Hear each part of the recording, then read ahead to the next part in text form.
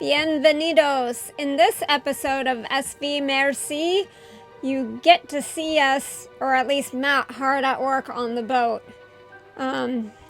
Unfortunately, a lot of the footage, we lost the sound for some reason, so I don't know what happened, so Matt's gonna do some voiceover here. Enjoy!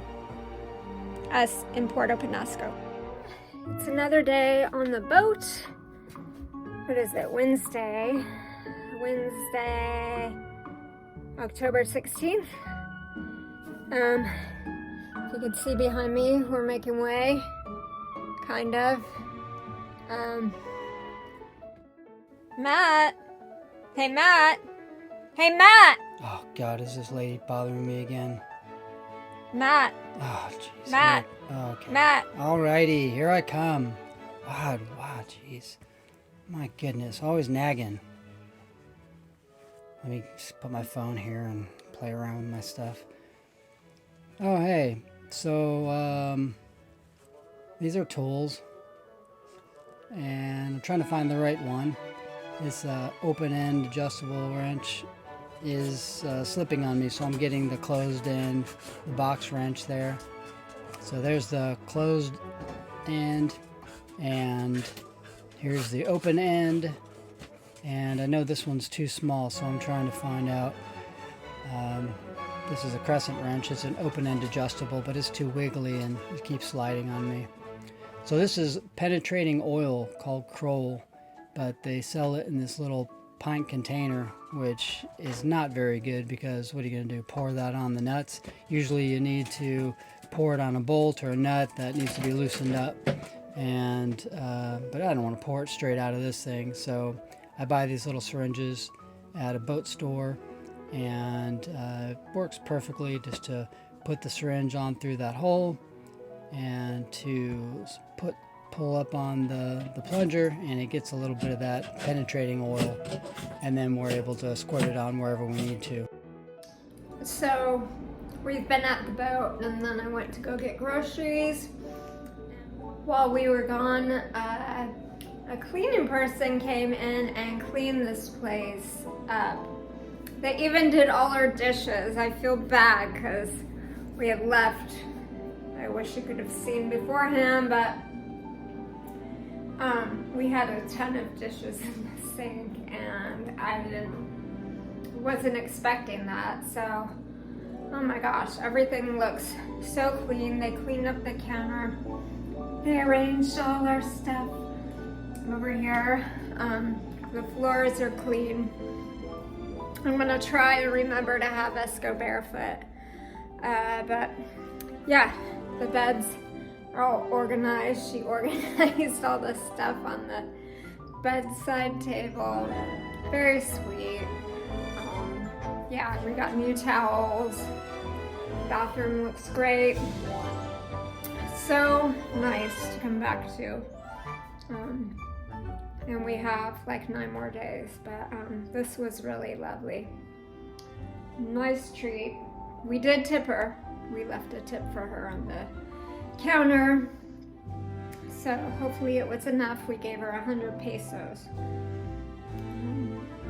Anyway, sorry, I have a mint in my mouth. I scarfed down some lunch and I'm gonna go back to the boat. So Zephyr and I got to the boat one morning and the hull was totally painted. It looks beautiful. Thanks, babe. Matt did a great job.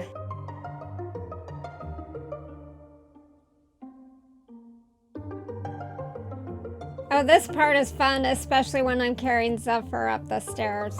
They're quite precarious, and it's not easy getting on and off the boat on the hard, but such is boat life. So here's a little picture of the problem that we're having. This is the prop and the prop shaft, and I'm just spinning it up and down. It's going through a strut, and inside that strut is a cutless bearing, and you can't see it really, but it's moving back and forth a little too much. I think 1/8 of an inch is too much, and it's just way too much. So inside there, you can't see it, but there's a cutless bearing. It's a sleeve, kind of like a brass sleeve with rubber inside it, and it's been worn down. Those are just zincs there. And so usually you would have a store that would, you know, a boatyard would have a part that I could slide the cutless out, but this one doesn't have it, so I gotta take it off. This is a radial wheel, I believe they call it in this boat. Sometimes people call it a quadrant if it's a little bit differently built. So I've been trying to take the bolts out of it, and I finally got enough of a crack inside of it such that this post, I don't know if you can see it, but the post will hopefully slide out underneath, dropping our rudder. So I've been working on getting that done.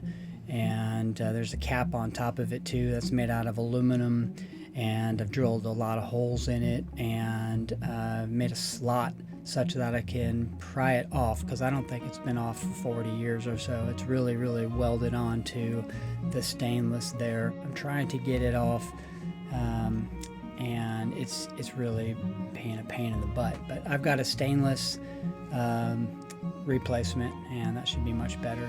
It's a rudder cap. It's for a emergency tiller that you can put in that hole right there. In an emergency, you could steer the boat if the helm didn't work or if one of the lines didn't work. So I tied up the rudder underneath. I'll show you more of that in a second. And this is a little bit of an access point, so you can see the actual radial wheel there and a little bit more of the rudder. The green bit underneath that is basically just a gasket going into the rudder stock, and that helps to, well, the rudder stock can spin around with not allowing water up through it. We've had to take that apart in the water, and water does not spray up into it, but it can if you're under certain seas.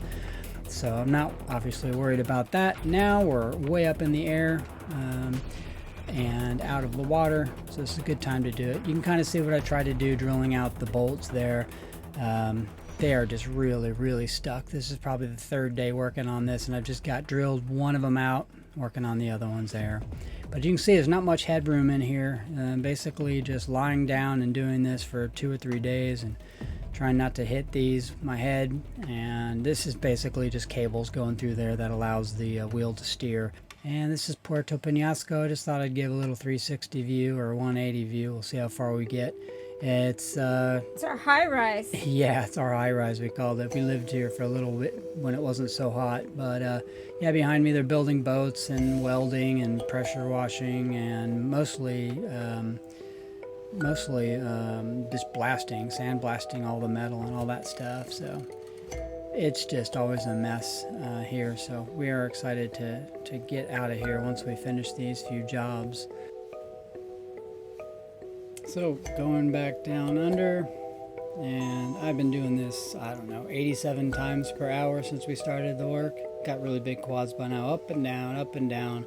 Plus I get to go under this cabin, I guess they'd call it. Some kind of troll lives in here, but right now it's my garage.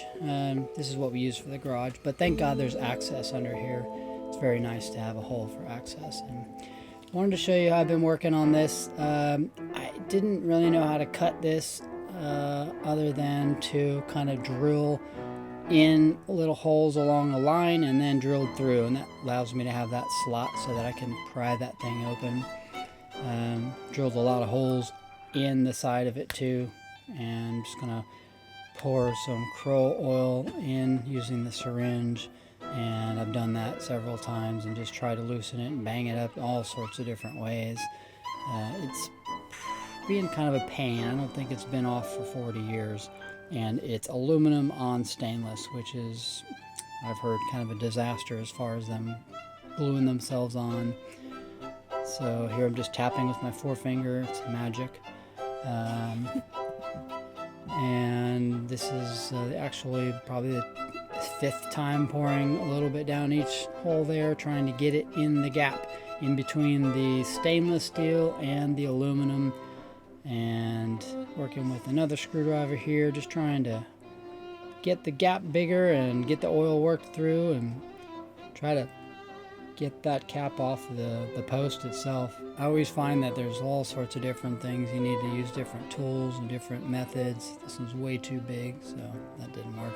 So I got the little one, the blue steel punch, and that's hardened steel, and that's usually the way to do it. So I'm just kind of trying to widen that crack up and do everything I can do. This is a little bit of a, just trying to get it. Oh, you see that it's not moving the radial, so I'm actually getting it loose. This is an exciting moment. But you can see actually if you needed to use that as an urgency tiller, how that would move the rudder. I wouldn't want to do it for long. I can't imagine the strength you would need to move the rudder when you're in trouble or in a storm or enough problem where the helm would actually break and you'd be in some trouble. But I think basically probably the strongest weapon I have is my forefinger and thumb. There it is. That's what I needed to do. Just needed You should have just started with that. I know. I think I actually tried once or twice, but this basically is the straw that broke the camel's back. So there's that access hole again, and boy, these are fun to work with. I tell you, you got to bend yourself in all sorts of fun ways. But thank God I got that rope, and showing you basically how I cradled that rudder. I guess it was optimistic thinking that, hey, maybe the rudder would just fall out if I got the cap off. Well, I didn't need that at all. It wasn't. In fact, I had to pull down on it. But finally, it came loose, and slowly but surely that rudder post is out. I'll clean that up, and I will patch up some of the holes with JV weld so that no water gets in that rudder, because I did find some water, but that's how we did it. So what we're doing, we got to remove this collar, the stainless steel collar that is up against the dripless system. The dripless system is that black beveled thing, and the color is the stainless. And I took out the little screws, little set screws. There's 2 of them. And then I'm going carefully where my thumb is and banging into this with some wood, because I don't want to mar it. Well, it's pretty marred, but the real surface is under it where it hits the graphite piece. So I'm moving it, and that's really good news. Now I've got to take off the connection, I forgot what that's called, flange connection of sorts, to the transmission, and that might be a little bit harder. I need to get a puller in there, or as Sailing Until Valhalla says, I got a great tip from them on their YouTube, that they can put a puller. If you don't have room for a puller, you can put a socket in between the two and use longer bolts. Tighten the bolts and it will probably pop off as well. So I've got some Croil and it's soaking in right now. So hopefully we can take those 2 off, then we can slide the shaft out, and then we can start working on a cutless bearing. But so far so good. I got the set bolts, set screws. They're more set bolts in this one. They came right out. Hopefully these other flange screws will come out and we'll be on our way. You got all the screws out? Yeah, I've got the bolts out. They were pretty rusty, but I was able to get them out. A little trick, using 2 washers, using 2 open-end wrenches there. I actually used the box side of it.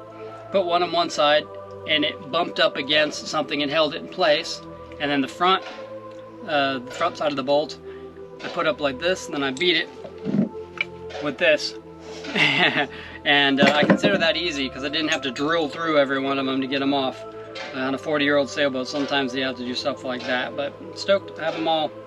I think next time I'll put something on them. I'll clean them with a wire brush, probably with a brass bristled brush, because that's a lighter, softer metal than this, and get some of the rust off, clean up the threads, and treat them with something, marlue, grease, something, and put them back in after I'm done with my work. So I'm stoked. These are the big set screws for the, I forgot what the piece was called, so a flange, I think, that connects the shaft to the transmission.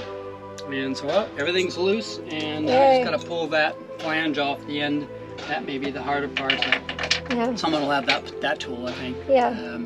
It's like a gear puller or flange puller. Well, desperate times call for desperate measures.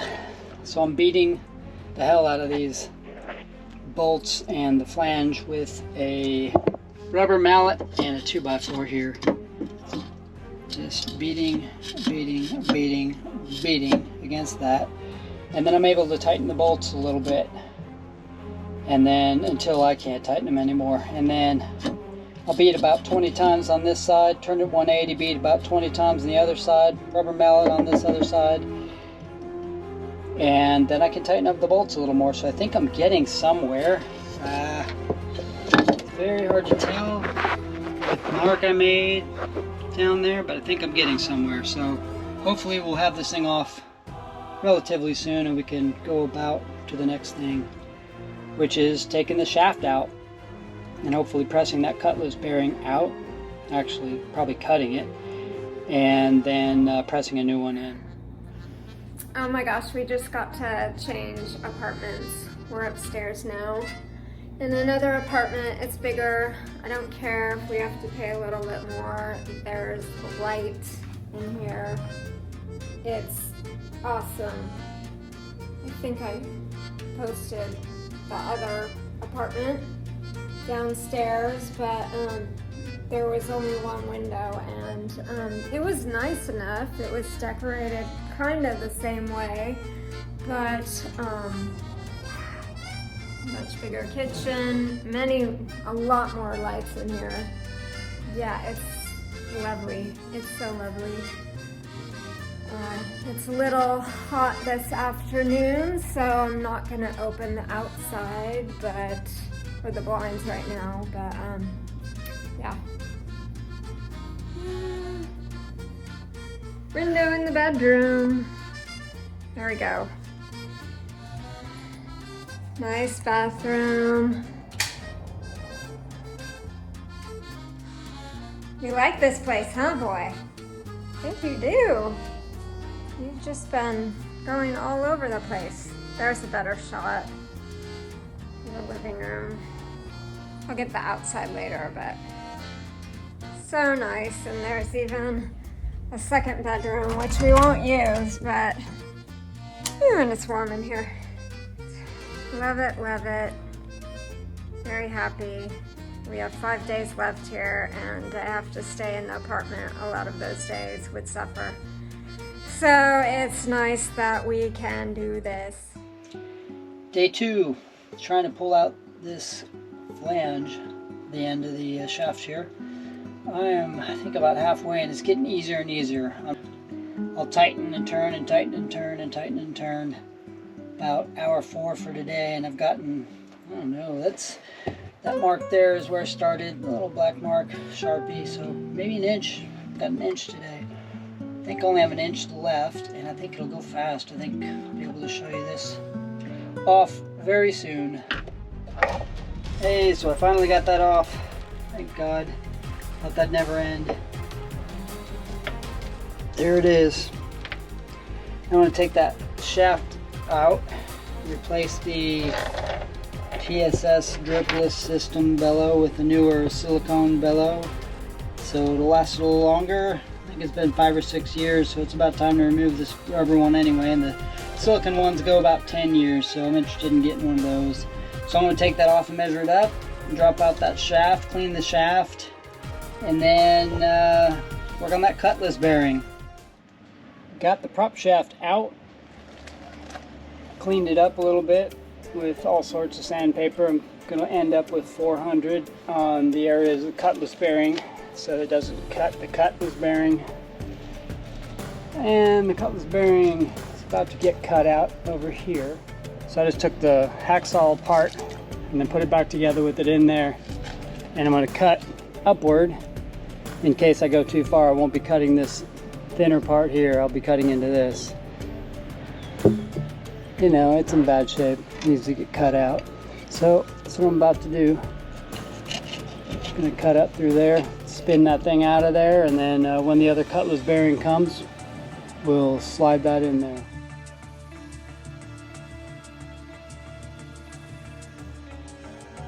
And then I'm just trying to cut that. I've got it cut enough, which I might already. Yeah, it looks.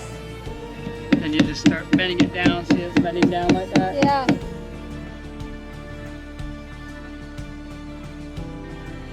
And it should come out pretty easily. The hard part about this is that when I'm cutting, I can look up and say, oh yeah, I still see brass. Well, they're both brass. I know. So it's hard to know. But the important thing is just to get it in half, and then I'll probably get some penetrating oil in there as well. I should probably do that sooner than later.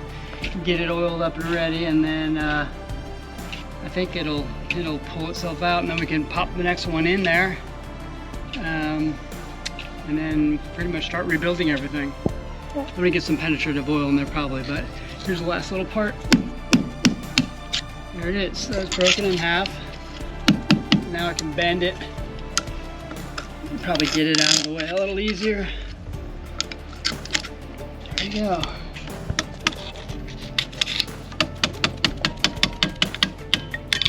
There we go. It's out. We got it on order, so we'll be able to press the other one in. As you're pressing the new one in, you gotta be really careful that you don't move the strut any more than it needs to be moved, because it's bolted from the top and then it's glassed over. All the nuts are glassed over, and then the diesel tank's on top of that. So let's just hope that it goes in smoothly. I'll do a little sanding in here. Usually they're set screws. I don't see any set screws anywhere to hold this, so it's supposed to be a tight fit, I guess. So I won't do a lot of sanding before we get it in. I'm gonna see if it fits first of all, and if I'm having a hard time with it, I think I'll lightly sand it and we'll get it in. That's what we've been waiting for, that last bit there. That's pretty much why we dropped, well, I dropped the rudder because I found the rudder bearing was loose. While we have the rudder out, we noticed this needs to be done, and while the boat's out, it's the best time to do this. Otherwise, you've got a shaft in there, and it's harder. You need a special tool to get it out. It's possible, but the tool is $400. A lot of boatyards have them. This boatyard does not. So we gotta pull everything out, and that's why I got the shaft out and all that kind of stuff now. So it's our first beach day after 2 weeks of being here in Puerto Penasco.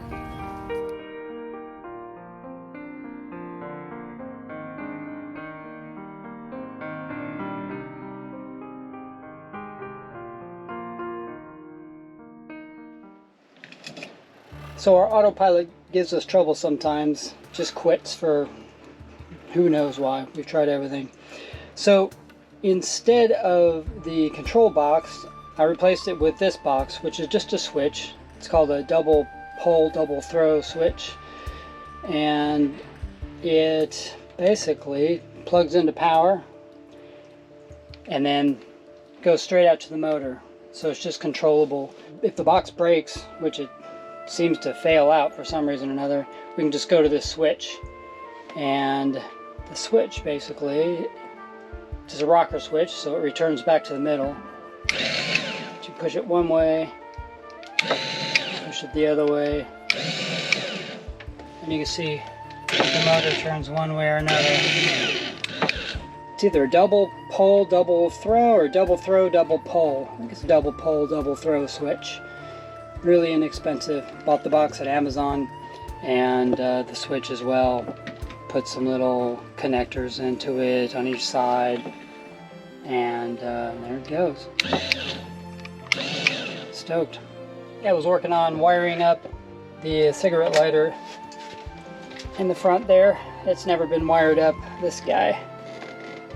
And you know, I don't like this kind of adapter, but it's called for in a lot of things. You can plug stuff in real quick with it. Things that require that kind of adapter, cigarette lighter type. So I wired that up, put a fuse onto it, and it just kind of wanted to show you the fun stuff that we're dealing with back here, kind of how complex all this is. If this doesn't look complex enough, here's 12 volts, all the 12 volt stuff's here, all the 120 volts over here. With the inverter, you can change 12 volts to 20 volts. And when you open this up, just all these wires. So I've been putting all fuses in there, labeling everything up. Got some bus bars in the back for the neutral bars, basically. These are the neutral bars for the 120 volt. These are the neutral bars for the 12 volt. And then these are all the breakers for the 12 volt. These are all the breakers for the 120 volt. And there's the back of our switch with that's connected to the batteries and all that kind of stuff. And I believe that is a common bus bar for the batteries right there. So I wanted to test this out by plugging in this is Manny, our manual autopilot. And so we'll plug her in right there. Yeah, it works, sweet.